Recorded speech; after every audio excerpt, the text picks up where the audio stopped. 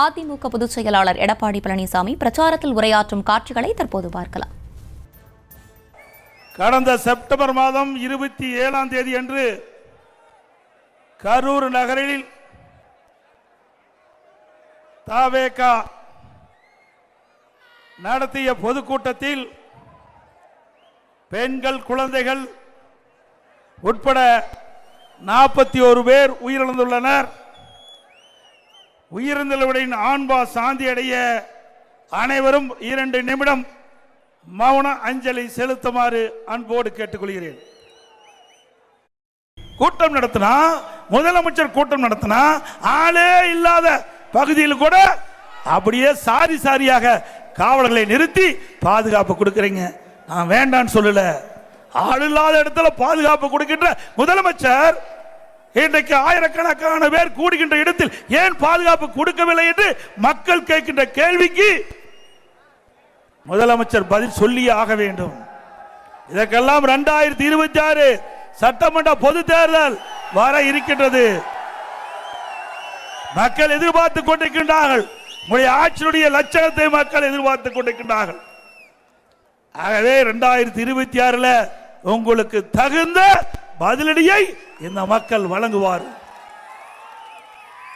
அது மட்டுமல்ல, விடியா திமுக அரசு, திரு ஸ்டாலின் மாடல் அரசு உயர் அதிகாரிகள், அதாவது செயலாளர் அந்தஸ்தில் உள்ள அதிகாரிகளை அவர்கள் செய்தியாளர்களை சந்தித்து இந்த ஆட்சியுடைய திட்டங்களை சொல்ல வேண்டும் என்று பணித்து இந்த 10 நாட்களாக செய்தியாளர்களை சந்தித்து அந்த துறை செயலாளர்கள், ஆட்சியாளர்கள் இட்ட கட்டளைக்கு இணங்க இந்த ஆட்சியில் என்னென்ன திட்டங்கள் செயல்படுத்துகின்ற விவரத்தை சொல்லி கிடைக்கின்ற செய்தி தொலைக்காட்சியிலே வந்தது. அது சொல்லலாம். ஆனா கரூர் நடந்த சம்பவத்தை எப்படி ஒரு செயலாளர் சொல்ல முடியும்? இது அவமதிப்பு. ஒரு நபர் கமிஷன் அமைக்கப்பட்டு விட்டது. துறை செயலாளரை வைத்து அரசியல் செய்ய வேண்டாம்.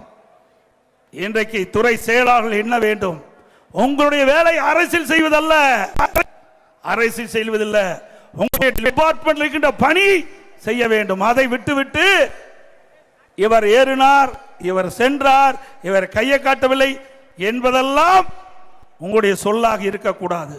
இதையெல்லாம் அண்ணா திமுக ஆட்சிக்கு வந்தவர்கள் தோண்டி எடுத்து இந்த தவறான செயலை ஈடுபடுகின்ற அதிகாரிகளை விடமாட்டேன்.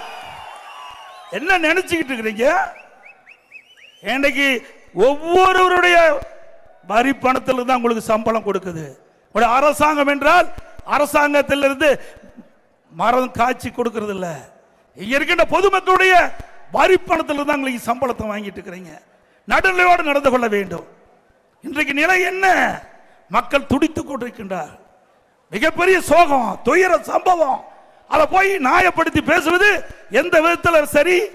ஒரு அதிகாரி பேசலாமா? அரசியல்வாதி பேசலாம், ஏன்னா தப்பித்துக் கொள்வதற்காக. ஆனால் ஒரு அரசு அதிகாரிகள் நடுநிலையோடு இருந்து தங்களுடைய பணியை செயல்படுத்த வேண்டும்.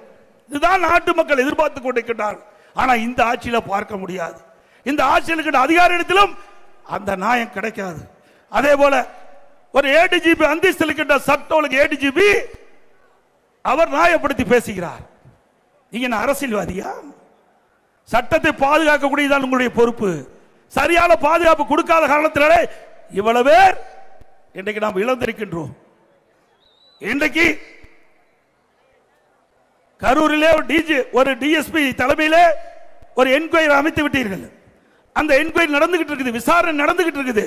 அப்படி இருக்கின்ற பொழுது ஒரு உயர் அதிகாரி ஏடிஜிபி சட்ட ஒழுங்கு பதவியில் இருக்கின்றவர் அவர் செய்தியாளரிடத்தில் இந்த அரசுக்கு நியாயப்படுத்தி பேசுகின்ற பொழுது, இந்த நடந்த சம்பவத்தை பற்றி பேசுகின்ற பொழுது, அதுக்கு கீழ் இருக்கின்ற அதிகாரி எப்படி நியாயமாக விசாரணை நடக்குமா?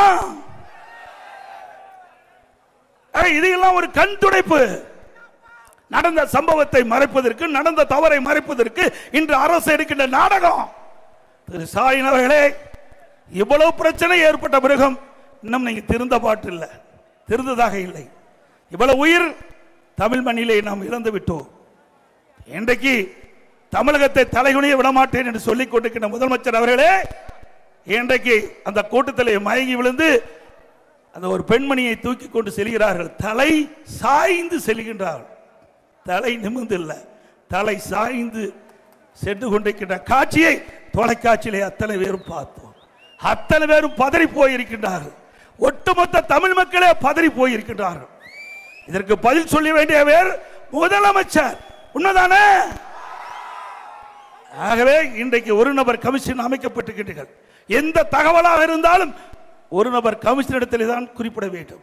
அதிகாரிகளை வைத்து தன்னுடைய அதிகாரத்தை வைத்து இதை உண்மை சம்பவத்தை மறைத்து விடலாம் என்றால் நிச்சயமாக நடக்காது. உண்மை சம்பவம் மக்கள் பார்த்து கொண்டுதான் இருக்கின்றார் என்பதை முதலமைச்சர் உணர வேண்டும். அது மட்டுமல்ல, அங்கே இருக்கின்ற கரூர் நகரத்தில் இருக்கின்ற அங்கே இருக்கின்ற ஒரு முன்னாள் அமைச்சர் ஏன் பதற? ஏன் பதற? மடியில கனம் இல்ல, வழியில பயம் இல்ல. அப்படி இருக்க வேணும்.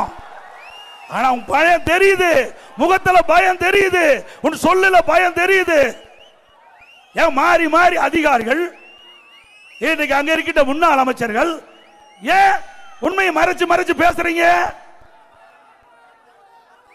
ஆக இதற்கெல்லாம் 2026 சட்டமன்ற தேர்தலில் பொதுமக்கள் தகுந்த பதிலடி கொடுப்பார்கள் என்பதை மட்டும் எண்ணி பார்க்க வேண்டும்.